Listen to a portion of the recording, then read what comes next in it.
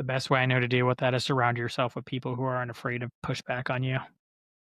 That's my favorite way. I don't know how else to do it. AI is the worst at it because Yeah, oh my God. AI is the confirmation bias machine, and everybody Exactly. leads the witness.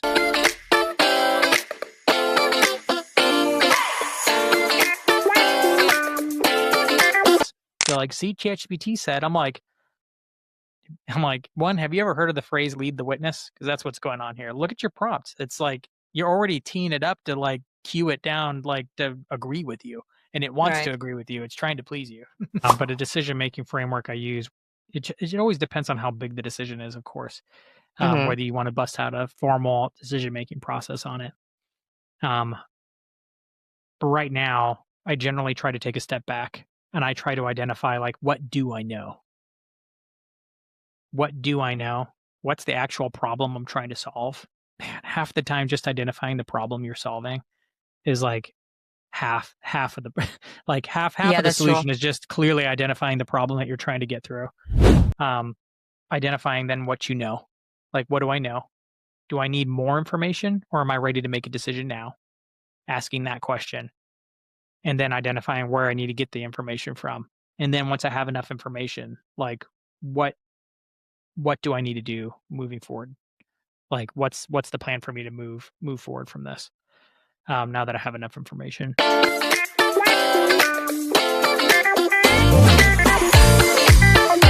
So maybe instead of the first question that I asked you yesterday, we could just start with that. Because Okay. honestly, it just blew my mind. I'm like, how the hell did I miss that? I mean, I received tons of newsletters and I tried to skim through all of them. So how are you staying on top of all the things that are coming out, considering there are like a million things every single day?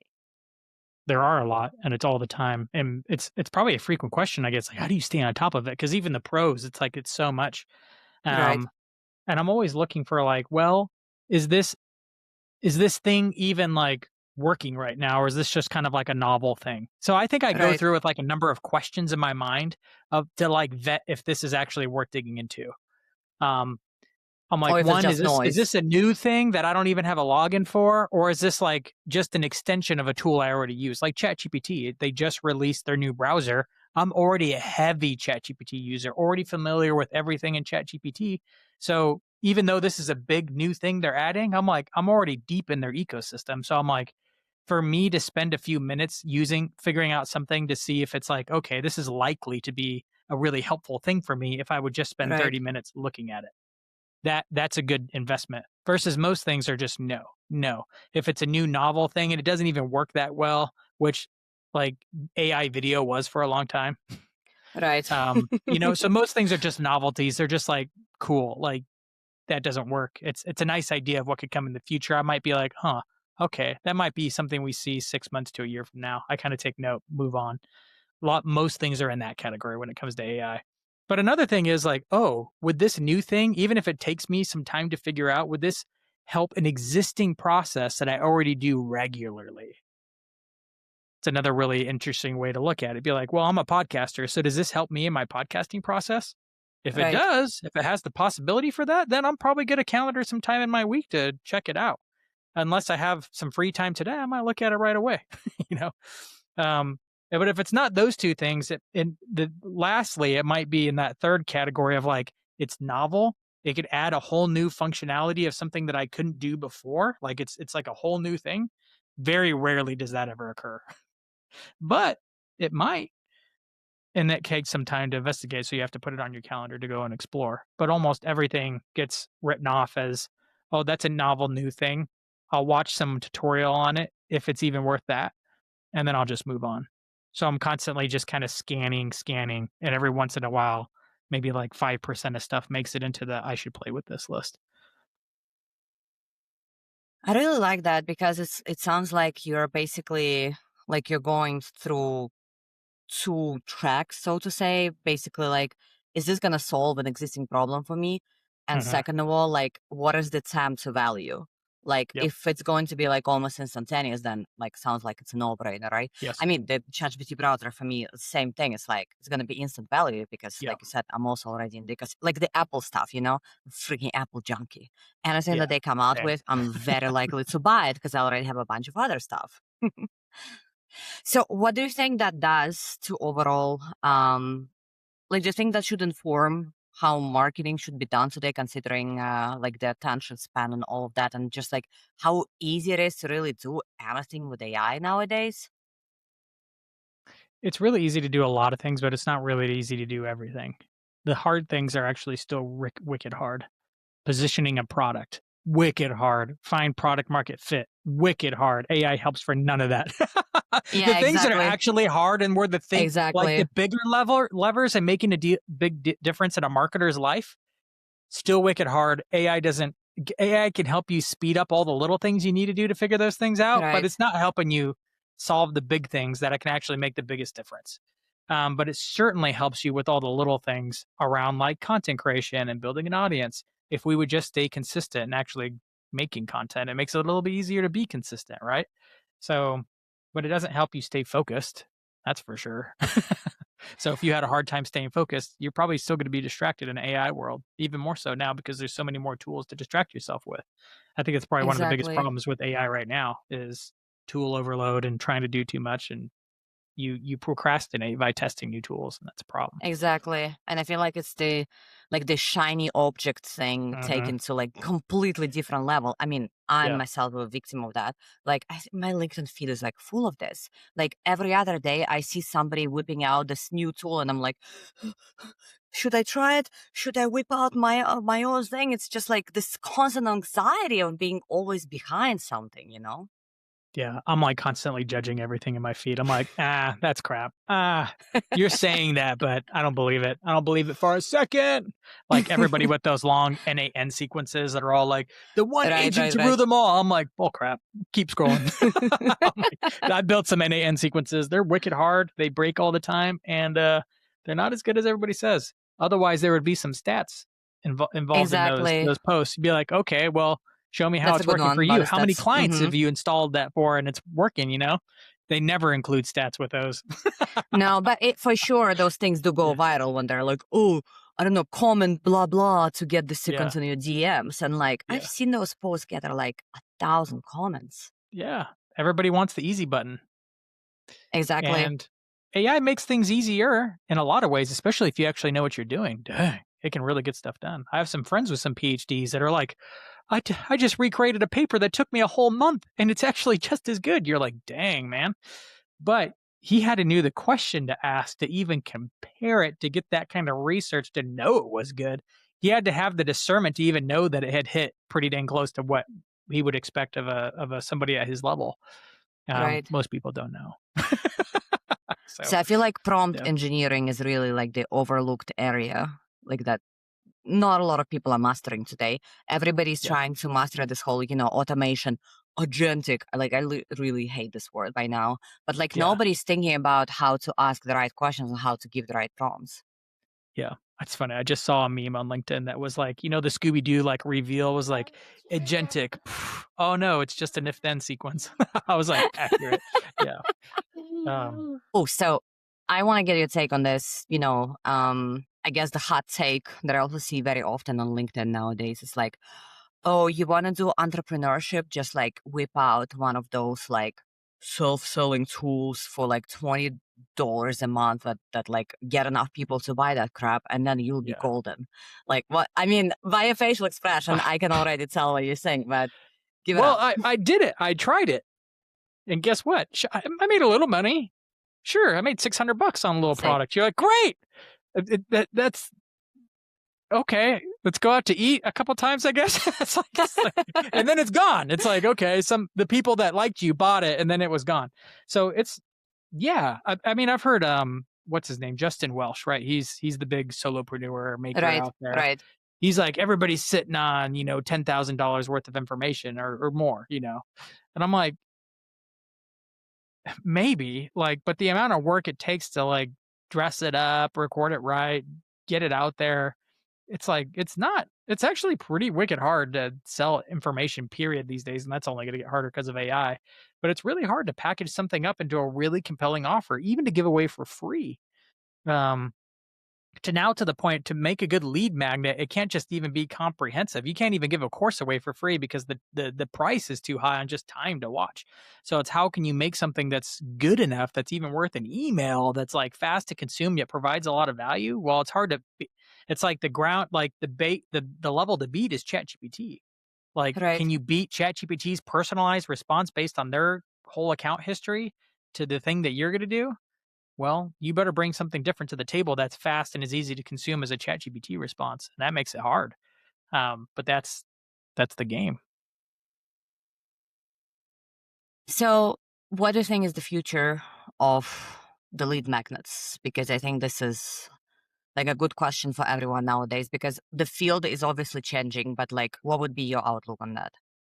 For a lead magnet, I still think lead magnets are really useful because I can't it's kinda like the best way to get people off of social onto owned media, the whole rented media game. Right. I used to hate that term, now I'm like, "No, they were right because I finally got burned by building a following on LinkedIn, and then, you only reach a half of your audience at some point. So, now I'm desperately trying to get everybody onto an email list and the podcast, and that's working well, but the lead magnet's still the best way to do it. And this is how we connected, right? I found like an old comment of yours, I think, that was basically saying like, yeah, I now lead with an email, with a newsletter Right. versus like trying to push the podcast. And I was like, how did I not think about that? Yeah, that was a good tip that I learned from Jay Klaus. He has a podcast called Creative Elements. He's a fantastic creator and has done well for himself, like helping creators grow. But I actually heard there was like the one I went to a conference and it was like the only good Hmm. session was his session at this podcast called Conference Movement. Don't go to that conference if you ever think about it. It's not a good conference. But Jay Klaus is amazing. He's like, hey, the ask to get someone from social to a podcast is too big. Even if it's a nice, tight 20-minute episodes, 20 minutes of listening time is actually a big ask when you're Still a competing lot. against Yeah, all yeah, the yeah. YouTube videos on their watch list and all the other podcasts they're probably listening to jump over onto a new podcast is a big ask. But giving away email is actually much less of an ask. I used to think it was the opposite because it's gated. You're like, oh my gosh, Right. but guess what? It takes almost no time to put up your email into it, and at least it takes less time to give your email and wait and then get a newsletter and read it than it does to subscribe to a podcast. Same thing for lead magnets if it's a really good juicy lead magnet. So now that's like my 1-2, and there's a couple different ways you can the real power is what you do after the lead magnet, and there's two different things you can do. The easiest one is to be like, hey, lead magnet's on its way to your inbox, but have you seen the podcast? Plug Okay. your podcast immediately after you deliver the lead magnet should be another email that like plugs the podcast again, right? Because they've already subscribed to the newsletter. You have them. Like you could have a few more chances, or if we're going with the relationship metaphor, you get another couple dates. You got your first date. You might get a few more with the email. You might as well make the ask to see if they'll listen to your podcast, maybe even plug your best podcast, your most popular podcast that like, hey, if anything else, start here. Chef recommended, start with that and see if they'll subscribe there. And I find that my podcast growth grows slowly every month, generally because I'm asking people to subscribe for a lead magnet and then I'm plugging my podcast. But my new favorite way to follow up with a lead magnet, I learned from my friend Logan Lyles, and it's you'll love this as a marketer, but it's working so much better. I still plug the podcast at the very end of this, but after they sign up for a lead magnet, you follow up with a quick survey. It just loads the next page and it just asks another question. It's like one of those ones where like the question keeps rolling. Just 4 simple questions. And most people, because of the amount of momentum it takes a lot of momentum to put in your email and click subscribe. So think Right. you already have a lot of motivation to overcome that hurdle. The chances of it carrying through is very high. And I know this. I used to run a college application, or I used to be a marketer for a college and we grew the college. But I noticed if I put after the requested information, I could literally put the whole college application on the next page and maybe like 2% of people would like fill it out. Like you're talking a whole college application, Right. ridiculous form to fill out. But some people would because of the momentum. Now I ended up finding out those were bad applications. They needed more friction in between those two things. So I take that away. But there's a lot. So I now put a survey after the lead magnet and it asks 4 really, really basic qualifying questions. Like, what continent do you live in? right? And if you're not in North America, then they essentially, for each question is progressive. As soon as they select an option that disqualifies them from my sales process, it just takes them to the lead magnet. Like, here's the lead Okay. magnet. Great. Okay. So you're from North America. Great. Are how big is how many employees are or do you which one is you? And it's like, I own my company. I'm a marketing leader. I'm a marketing contributor. I'm a solopreneur.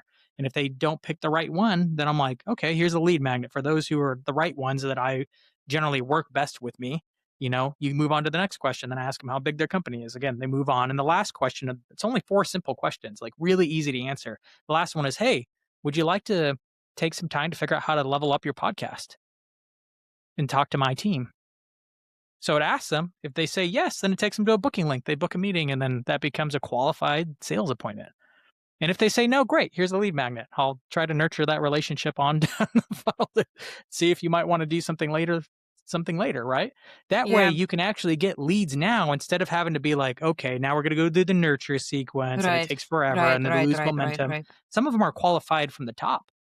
And I found even with my most recent lead magnet that I've been pushing, that I'm getting about 30% con, con, com, con, uh, conversions from signed up for lead magnet to booking a sales meeting just from that one survey form, which is like, dang, It's I need pretty to get high. more. Yeah. I need to push that lead magnet more, right? Right.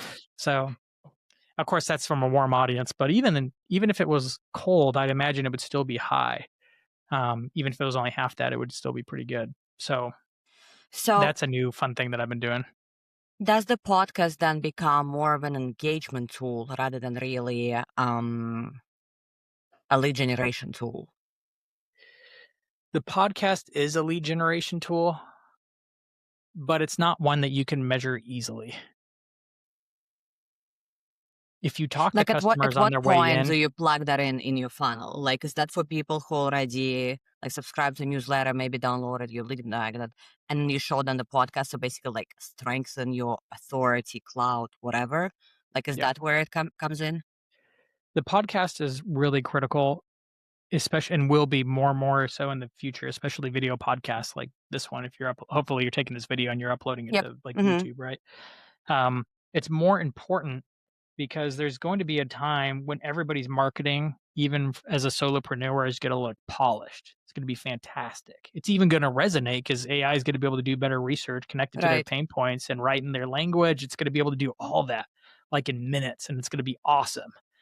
But then we're going to be left with all these fantastical options, and you're going to be like, well, which one's going to deliver the goods? And then there's Exactly. going to be a trust problem. And the ones we're going to trust um, are going to be the ones based on real people because real people have real convictions based on real experiences that anchor them to real values. Let me give you a story recently. I was shopping in Walmart for like a pre-workout. I was supplement. I've been getting into fitness recently and I knew I needed to pick one, but I didn't know what to pick. I don't know what I'm doing. I thought about taking a picture and sending it to ChatGPT and having it That's scan out what like, I ah, it's do. this. I don't have time to stand here in Walmart and let ChatGPT figure it Exactly. out. Right. So I'm scanning it. All the packaging's fantastic. If you're placed in Walmart, like you're probably pretty good, right? But I know some of them have filler in it. I know some of them have bad stuff in it. I'm like, which one's the right one? And I'm scanning. They all have great value propositions. And then one name stands out. I'm like, I think I reckon Jocko. Isn't that a guy? Oh yeah, that's the Navy SEAL dude. I don't even subscribe to him, but I've heard him on a few podcasts, on other people's Hmm. podcasts. Don't even remember when, but I remember some of his stories. Oh, And is I that the knew I one with could the book? trust his brand because I've heard his stories, which told me his experiences, which told me what his values were. And I'm like, huh, I highly doubt a guy like that would put out a supplement or a pre-workout thing that he wouldn't take himself. I could trust that. And I bought it and I still do because I have never even looked back because I'm like, Jocko wouldn't put out something crap. So I think that's going to be a big part of the future. So for everybody who especially sells with their expertise, Right.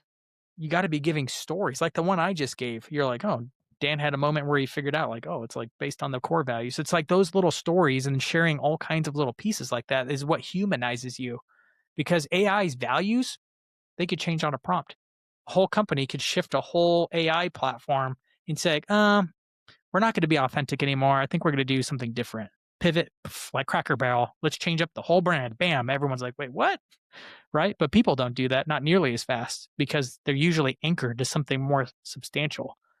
Experiences, usually through harsh trials, right? You didn't get to where you're at because it was easy. Well, you've learned some of those things through the school of hard knocks, and those things matter. People want to know that. People want to know that the lessons you've learned have gone through some trials, and they want to hear the stories about how they happened, how they formed, and what values you have as a result. And that's where trust is built. And I think the video podcast does that better than any other platform. Yeah, because you can also like connect the voice to the face. And I think once you connect to the face, that's where it's like a different type of relationship, quote That's unquote, right. that you would have with the person. Yeah. And the video How the podcast is easy to repurpose down the line. So I'm like, just start with that. And then everything else is pretty simple from there. that as well. So you mentioned that so basically building trust is a very important element. How does one do that and stay authentic while have to put out like massive amount of content? Because I feel like at some point it's just really about the consistency, right? At least that's what I Yeah. keep hearing from everyone else. Just like stay consistent. Like, do you sacrifice quality over quantity? Like, what would be your approach here? In the very beginning, everybody needs to be playing quantity. Okay. No, there's just no way around it. You have to just take way more swings. Every time I help someone launch their podcast to do this, they're like, I was thinking of once a month. And I'm like, not even close. Minimum once a week. This is what it takes to get at least a podcast. If anything, do 2 or 3 a week. It's about how many reps can you put into it. Most podcasts die before episode 7, right? And then only 1% make it to episode 21. To show you like how many episodes Whoa. are you in? Are you Okay. in the 1%? Yeah, I'm like beyond You 35. And I have Oh like yeah. 10 more So in the you're backlog. you're well into the 1% now. I So did know that most as most well. die before that. So Makes me feel you're already great. well past it. Um and that's exciting, but like it's about reps and small improvements. Like you remember the case study where it's like you had the photography class and one half the class was like, okay, you have all the whole semester to make the best photo possible. The rest of you need to just give me a photo a day. Who had the better photo at the end of the semester? The ones who had to do a photo a day because they had more reps, right? They had to take something every single day when chances are, just from sheer volume, they had one that was way better than the one who got to spend the whole semester doing nothing but one photo, right? So it's the same way with creating content. With LinkedIn, if you want to get good at LinkedIn, post every day for 90 days, no stops. It's hard. Yeah. Yeah. It means you're It posting is on the hard. weekends Yeah, too. It yeah, means yeah. you got to schedule it out. It means you're thinking about it all the time. And there's some points when you're like, man, I feel like I'm obsessing over this. And I'm like, uh-huh. And that's the process that it takes to get good at anything. Otherwise, you're not good at it. You're mediocre because you dabble. To get good at it, you have to make some sacrifices for seasons. I'm a big fan of taking breaks. I've taken some long breaks from LinkedIn over the last 5 years, couple months, like when I have a baby, like I'm on paternity leave. I was out for 3 months. One person noticed. I was like, and then I came back. I was like, "Hey, everybody!" They're like, "Oh, hey, he's back." Um, But I feel like you do disappear from the feeds for sure. It's like I've noticed it with my own feed. Say if I miss like 2 to 3 days, all of a sudden my engagement is like complete trash. Like I yeah, would barely get like I don't know a couple of thousand impressions if I just take a couple of days of a break. Like it's like as dramatic as that. I think, I think to me that's okay. It's one of the things because other platforms aren't necessarily like that. Like TikTok, it's easier to get it up and running Right. faster. Hmm. But I like that LinkedIn is I've learned to like that LinkedIn is like that because you know what that means? That means if it can wind down like that, well, it can wind back up. It means I Right. actually have some control over it versus like Right. YouTube. I don't feel like I have a lot of control over it. It's just kind of like, I don't know, did the algo gods did they bless my video today? Or not. I don't Or know. So not. I Yeah. I Exactly. just keep taking swings on that one. But on LinkedIn, I'm like, no, if you show up and you get into conversations and you're posting good comments and you're helping people in the DMs and you're pretty involved in the platform, then the platform rewards you with more attention. And I kind of like that. I kind of like that there's a place where that's one of the options you have because there's other places where it's different and that's fine. And you could play those. But on LinkedIn, like cranking them engagement machine, it's one of the ways you can win. Right. And I appreciate that from them. So if we bring it back to that notorious, post for 90 days and see what happens, does it have to have like a landing point, as in like your content should be geared at newsletter subscriptions or something else? Or do you just kind of like test it out and it does not necessarily have to bring people anywhere? I don't think it needs to bring people anywhere. If anything, it's just a good, like, it's a test, really. Is this channel worth pursuing? Whether it's 90 days or the law of 100, they say, don't give up on something until you put down 100 of those or 100 pieces of But how do content you on the measure it platform. then? Like, how do you understand if this is the right channel for you? Because I've seen, for example, posts that like get, I don't know, say 15 likes and a couple of comments, but those people actually like getting leads from it versus then like bigger creators that would have like shit ton of people liking and commenting their stuff, but then actually have no idea if they, reap any benefits of it. There's a massive disparity between those who get a lot of reach. Like, you don't have to get a lot of reach to make a ton of money. Right. Of course, if you have a larger audience that has benefits to it, Mm-hmm. certainly gives you some credibility benefits to sell from, but there's certainly plenty of creators out there with 100,000 followers, that probably clear 10,000 a month. And there's some people with 5,000 followers who are doing 30, 40,000 a month easily. I know somebody under 20,000 a month who's making like way more money than me and I have like 32,000. I'm like, so it depends on who follows you, right? If you have a bunch of CMOs from Fortune 500 companies following you, you got to make a bank, versus a Right. bunch of entrepreneurs. Well, you're not going to make as much, though. You can sell them a $10 or $15 thing. And, Justin Welsh is really good at that. He pulls in the masses of people who want to be solopreneurs. Um, so it just depends. How many people do you need in your market? In a B2B setting, you usually don't need too much to replicate a salary, but there's a That lot of is other true. factors involved. And I think in your prep, I read in one of your answers, you were basically talking about that one of the big challenges is basically separating emotion from the true like data analysis. Basically, when people say it needs to be data driven, there is also a limit to that. So, what does that really look like in practice? Like, how do you know when you're reacting versus reasoning when it comes to the available data, or maybe not even available data? It's pretty tough. Generally, you wanna try to have a framework that controls your emotion, where you're looking at all the pieces, and then realize that the data is never gonna give you a completely accurate picture, even if you've done it well. Let's say, in marketing, right? You're always trying to figure out, like, what's actually moving the needle and bringing in the best customers. And a lot of people will die on the hill of, like, well, like, last touch attribution, first touch attribution, mixed attribution, like, this what does the software say? What does the data say? Mm-hmm. And which better marketers say like, okay, yeah, that's one piece of the puzzle, but it's still not a complete piece because data can only be collected in certain ways and things like podcasts are hard to measure. So then you Right. do the right thing is you ask people on the way in when they buy, like, how did you hear about us? You leave a big paragraph field and maybe some of them give you some details. You look at all that data and then you just go talk to 15 of them that have converted recently. Or my favorite thing is just to go talk to the sales team, like, "Hey, man, what's the word on the street?"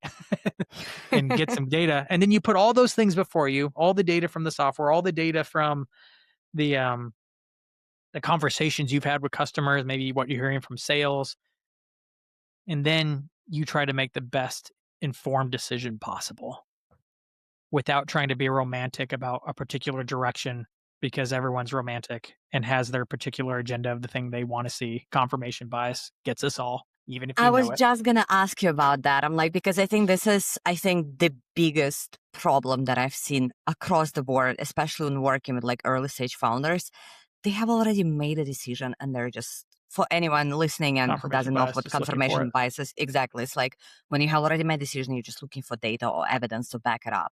And it's like, it's incredibly hard to break through it. Like it requires a very high level of self awareness to actually say, well, you know what? I'm just looking for things to like back up what I want to do anyways. Like what's your approach to dealing with that?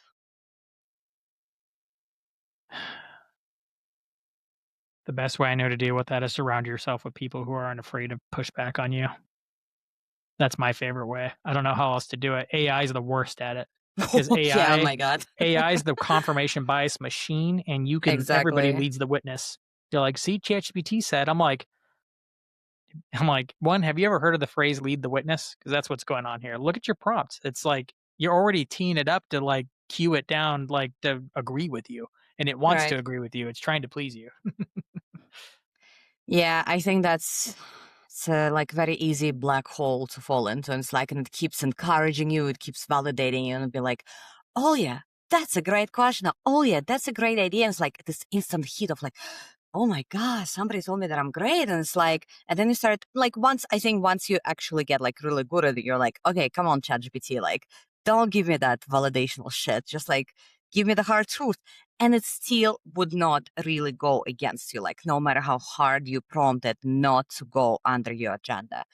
This I think is like one of the biggest fallacies of dealing with like ChatGPT or really any other tool.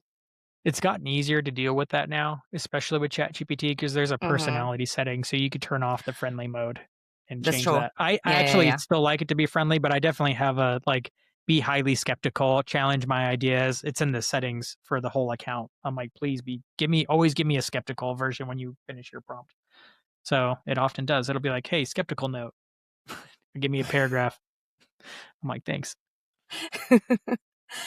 um, so you mentioned about having like certain frameworks. I think in your like in the answers you were talking about the order loop, basically observe, orient, decide, act. Can you maybe walk us through a concrete practical example where you have applied this yourself recently? And like what did you learn from it, considering the decision speed versus the decision quality? A place I'm trying to remember the context because I filled out that pre-interview with answers, and I'm not sure which one you're referring Oh, it to was in the basically about answers. like, do you use some like repetitive frameworks in the way that you approach decision making? And I think you mentioned that one. At least that's what I have in my notes. Yeah. Um, I don't remember quite what I put down in that one, but a decision-making framework I use, it always depends on how big the decision is, of course, Hmm. whether you wanna bust out a formal decision-making process on it. Um, but right now, I generally try to take a step back, and I try to identify, like, what do I know? What do I know? What's the actual problem I'm trying to solve? Man, half the time just identifying the problem you're solving is like half of the like half Yeah, of the that's true. solution is just clearly identifying the problem that you're trying to get through. Um, Identifying then what you know. Like, what do I know? Do I need more information or am I ready to make a decision now? Asking that question and then identifying where I need to get the information from. And then once I have enough information, like what what do I need to do moving forward? Like, what's the plan for me to move forward from this, now that I have enough information? So, I think it's really that simple, like, identify the problem. What do I know? What do I need to know? And then once you have everything you need to know, like, what do you need to do now? Happened to me recently when I was struggling even with my own business, and I identified the problem. Like, the problem I'm dealing with is ambiguity. Well, guess what? That's a solvable problem. What do I know? What parts are actually ambiguous in my business? Okay, well, let's just take pen and paper and actually identify like what's not ambiguous in my business, and then all of a Hmm. sudden I'm like, oh, the ambiguous part of my business is X. Great. What would lead me to believe not know like now that I know that this is the part that I'm not sure about, this is the part that it's ambiguous. I don't know how to fix it. What would make it clear? So I write a few of those things down and be like, okay, these are the things I need to figure out. And then at some point, I think I just need to realize like, hey, there's a point where sometimes you have to act even without the complete information. So you have to Right. identify what do you actually need to know in order to take action on this? How much do you need to know? I don't want to like analyze it forever. because then you'll never take action. So if anything, I try to take action a little too early, is kind of like my default. Get enough information, maybe 30% of the information, and then move. It always depends though, depending again, how big is the choice? What are you trying to actually do? If you're moving across the country, you're probably gonna need some more information. Right. And I think it just also like depends on your general level of risk tolerance, right? Because if you're Yep. somebody who is prone to taking risks and it like doesn't scare you too much, then surely 30% of the available information would be enough. But I think somebody who is like extremely pragmatic and they like basically need to know everything, then I think they should not be like forcing themselves in the same framework, right? So your I level of suppose so. comfort with I think I everything, have I a I think. think I have more of a default to try taking action, Hmm. and over again, I find that fear is not helpful, and that the person who's overly cautious, it's actually, at the same time, I'm like, I appreciate those people because they keep me from getting stuck Hmm. sometimes. Because it's usually those people like your lawyers and your accounting people who are more cautious that keep you Right. from getting in trouble. So I'm like, there's a place for those people, but I like being able to move. That's why I'm a marketing, you know, Right. that's why I'm not in the really cautious fields. 'Cause so I appreciate those people, but in marketing, I'd say it usually pays to not be fearful and to take more action, especially on social media. Like, my gosh, like, post. If it's bad, then it just gets buried by the algo and you get another swing at it. So it doesn't really pay off to every time think about like the worst and the best case scenario, right? Like not at like each level of decision importance, I guess.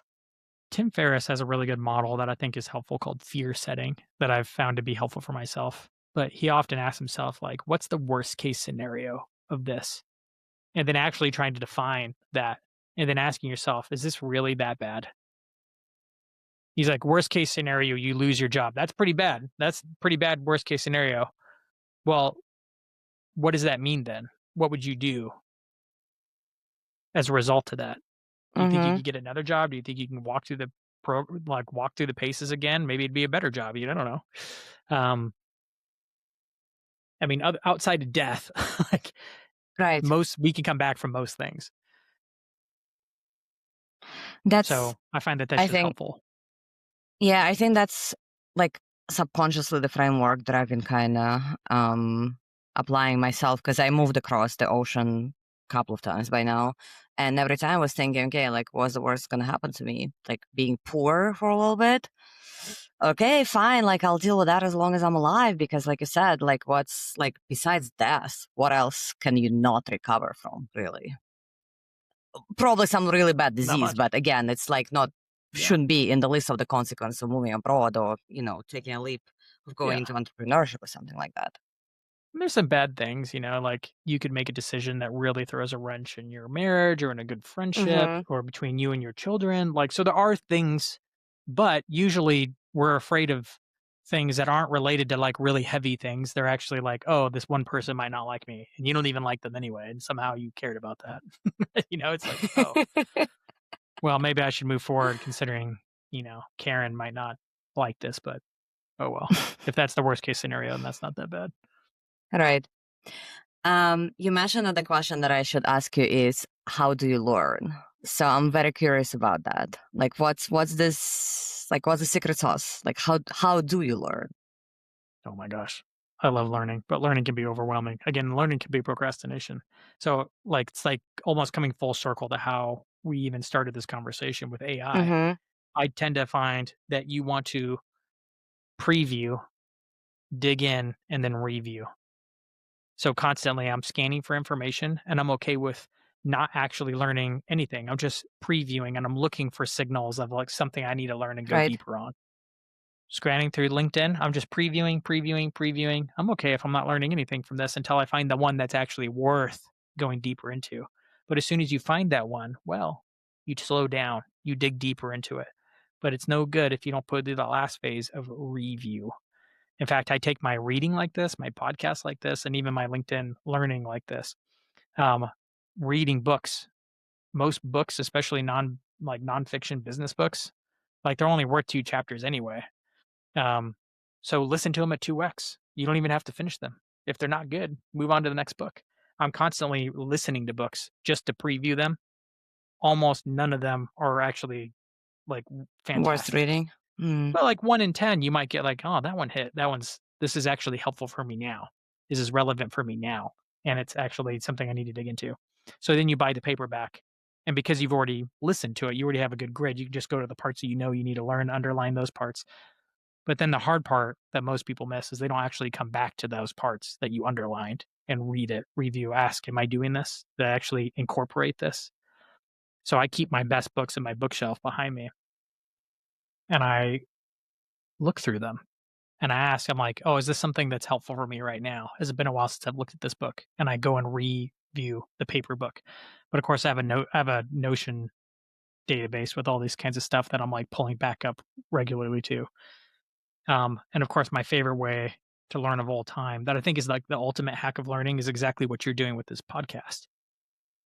Anytime you want to dive deep into a subject, whether it's from a LinkedIn post or someone had a good idea, even you read a book from an amazing author and you want to go even deeper because it was one of the ones you bought and you underlined it, podcast. It's like an excuse to get to know anybody you wanna know That is in true. business and Yeah, online, yeah, yeah, yeah. because most people will take the time for an interview.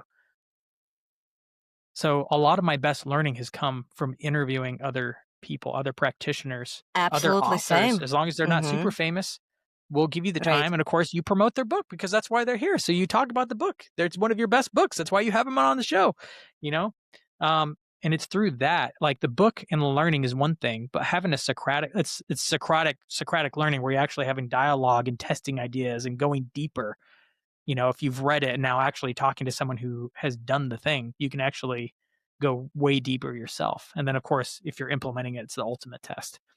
And then even more is in the podcast. If you can actually learn something and then teach it to other people, then you learn even more. In fact, I like to call it learning in the light. I actually started the AI Driven Marketer, my podcast, without knowing anything about AI. Like, how could you start a podcast about a topic you don't know anything about? You're like, well, I just called it from the beginning. I'm like, "Hey, everybody, I'm on a journey to master this new thing. It came out a year ago, and I feel like I'm behind. And there's no books on the topic, so I'm just gonna start interviewing people, and I'll share what I learned along the way." 2 years later, people are like, "Oh, Dan really knows a lot about AI." I'm like, "Dude, I just started this with not knowing anything, and now I've learned some things. But because I talked about it along the way, I've learned in the light. Now people know that I know."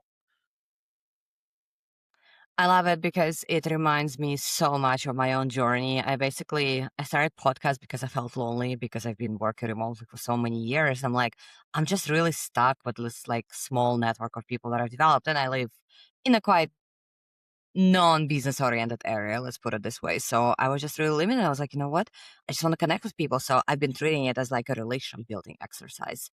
And then it got some traction, which was not at all my goal at the very beginning. Like I just wanted to meet people and learn from them.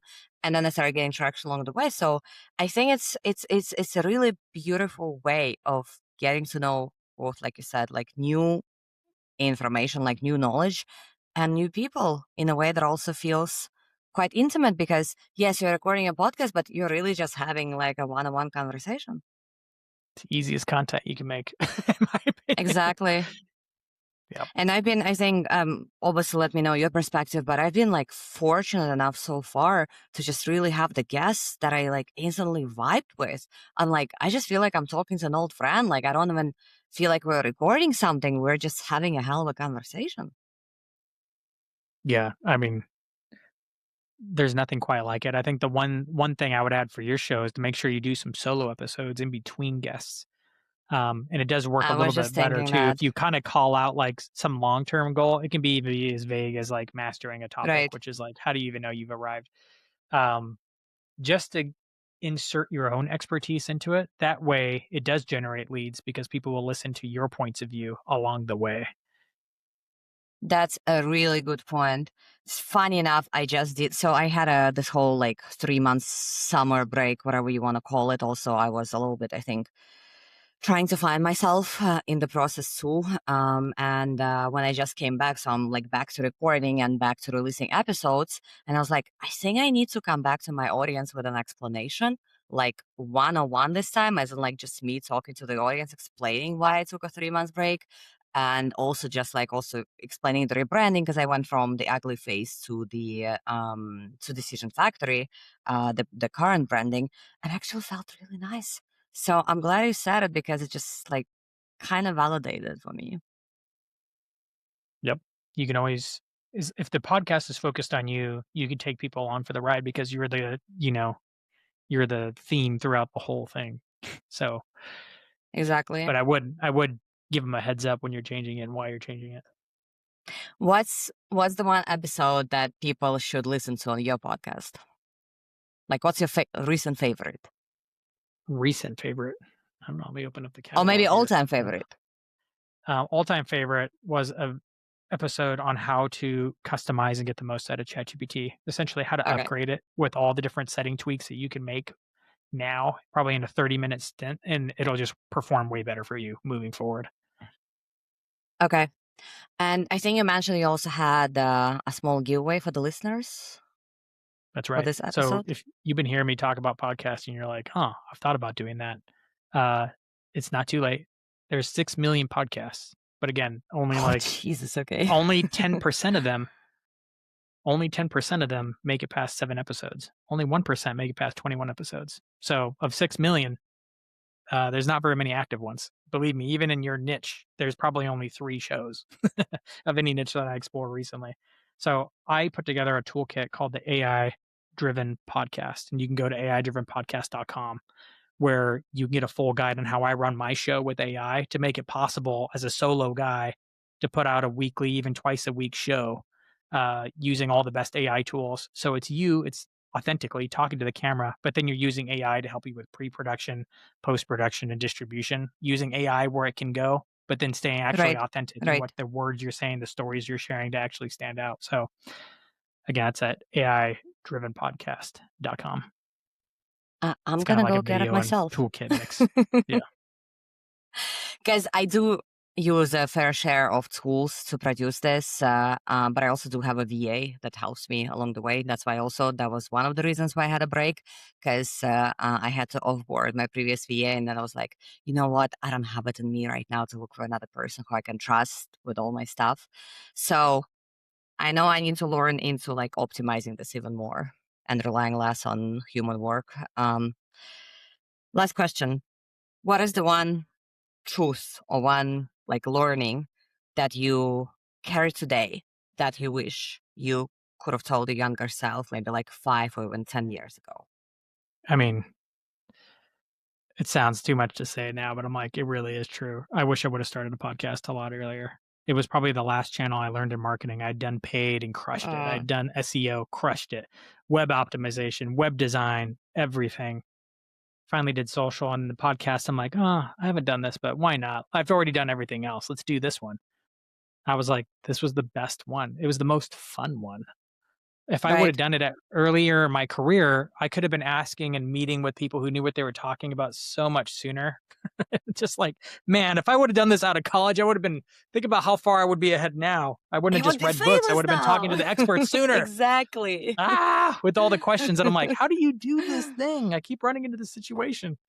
Uh, so I wish I would have started that sooner. Yeah, no, that's a good one. And definitely, I think it's a rough spot for me too. Wish I had started this sooner. Then it's been such a pleasure having you. I'm glad the God algorithms worked in the right way of me. And that was like a really old post that I really came across. And I was like, I don't know. how is this LinkedIn even? services old posts. I used to I get concerned. I'm know. like, oh, I didn't hit the thing in with it because I usually measure it by a day or two, and then it would stop. But now it's like, no, the posts are actually getting reached days, weeks afterwards. So you really Mm-hmm. do have to go Weeks. back Yeah, and yeah, look, yeah. otherwise you'll be discouraged. Exactly. Exactly. It's been a pleasure. I'm glad this worked out.